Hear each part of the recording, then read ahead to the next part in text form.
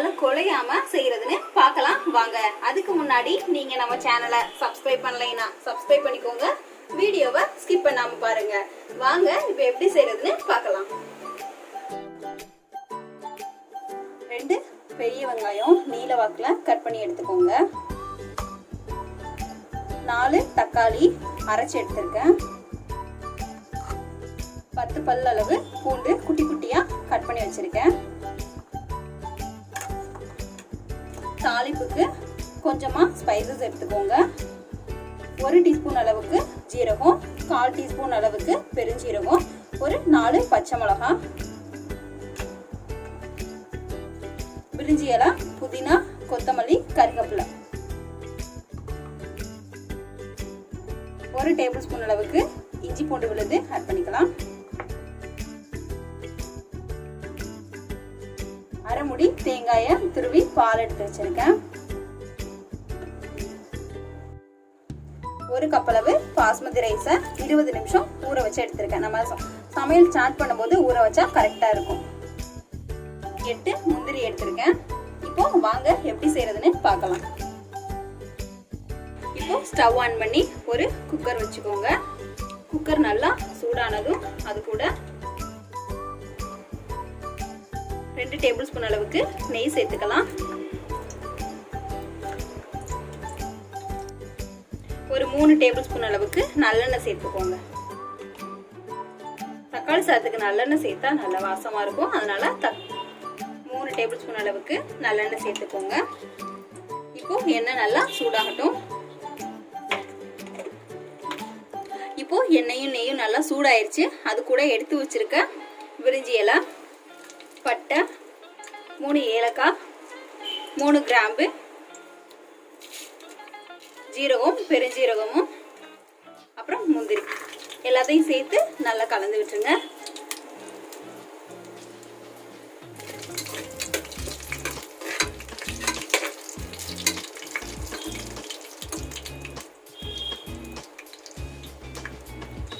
குட்டி குட்டியா கட் பண்ண பூண்டு, பச்சை மிளகாய் இதோட சேர்த்துக்கலாம். தக்காளி சாதத்துல பூண்டு இந்த மாதிரி கட் பண்ணி போட்டிங்கன்னா சாப்பிடும்போது நல்லா சூப்பராக இருக்கும். தக்காளி சாதத்தோட சேர்த்து இந்த பூண்டு வதங்கி சாப்பிடும்போது நல்ல ஒரு தனி டேஸ்ட் கொடுக்கும். அதனால இந்த மாதிரி குட்டி குட்டியாக கட் பண்ணி தனியாக சேர்த்துக்கோங்க. இப்போ இந்த எண்ணெயிலேயே நல்லா வதங்கட்டும்.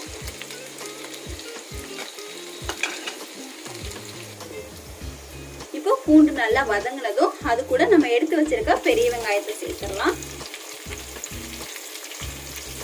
வெங்காயம் நல்லா பொன்னிறமாகிற வரைய கிளறி விட்டுருங்க.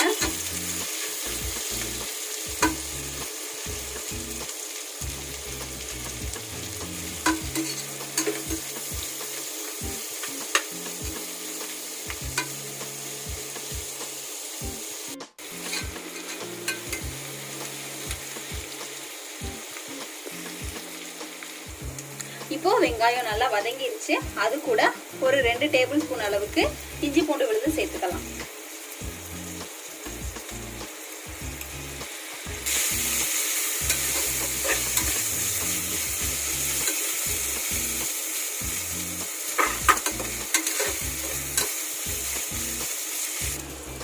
இப்போ வெள்ளைப்பூடோட பச்சை ஸ்மெல் எல்லாம் போனதும் நம்ம எடுத்து வச்சிருக்க தக்காளியை இது கூட சேர்த்துடலாம்.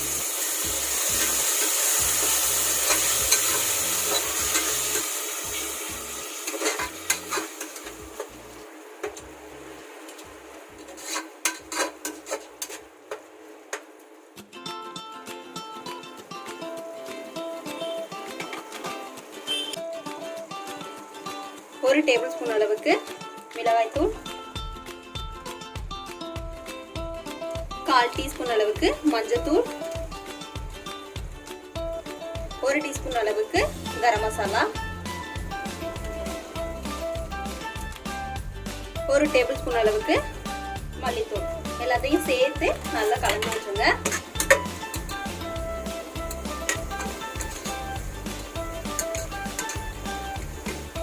தக்காளியோட ராஸ்மல் எல்லாம் போட்டும் கைத்தடிக்கும் நல்லா கலந்து விட்டுட்டே இருங்க.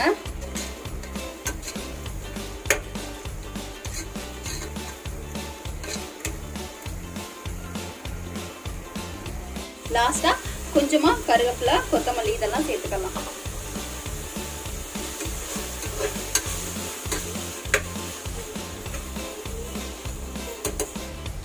இப்போ நம்ம எடுத்து வச்சிருக்க ரைஸை இது கூட ஆட் பண்ணிக்கலாம்.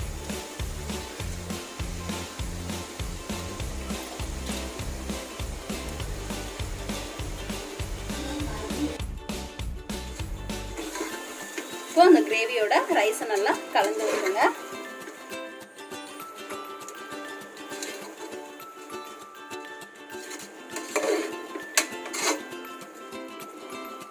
கலந்துட்டு ரைஸ்க்கு தேவையான அளவு உப்பு சேர்த்துக்கலாம். அது கூட நான் எடுத்து வச்சிருக்க தேங்காய் பால் சேர்த்துக்கிறேன். 1க்கு 2 மடங்கு எடுத்துக்கோங்க.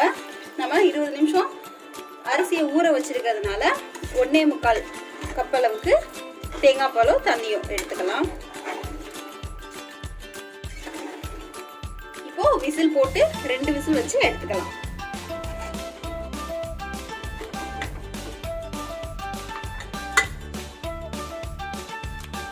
இப்போ 2 விசில் வச்சு எடுத்துட்டு வந்துடலாம்.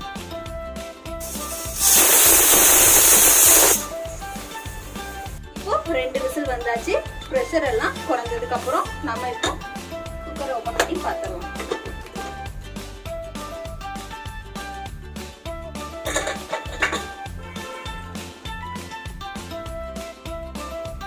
ஒரு டேபிள் ஸ்பூன் அளவுக்கு மேல நெய் சேர்த்துக்கோங்க. நெய் சேர்த்து நல்லா கலந்து விட்டுறலாம் சாதத்தை.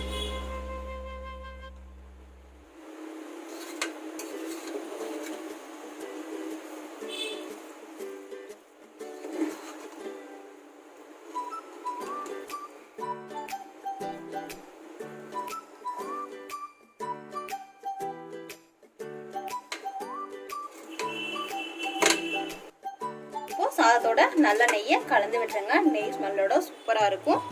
இப்போ நம்மளோட தக்காளி சாதம் ரெடி ஆயிருச்சு. நீங்களும் இது மாதிரி உங்கள் வீட்டில் ட்ரை பண்ணி பாருங்கள். வீடியோ பிடிச்சிருந்துச்சுன்னா லைக் பண்ணுங்கள். Thank you friends.